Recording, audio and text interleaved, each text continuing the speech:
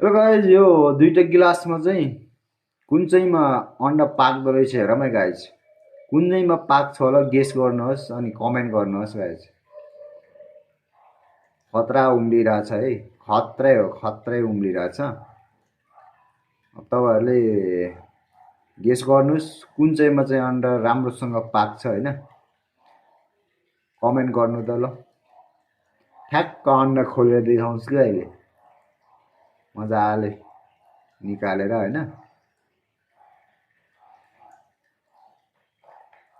कुन चाहिँ गिलासको चाहिँ अन्डा राम्रोसँग पाक्छ गेस गर्नुहोस् है गाइज।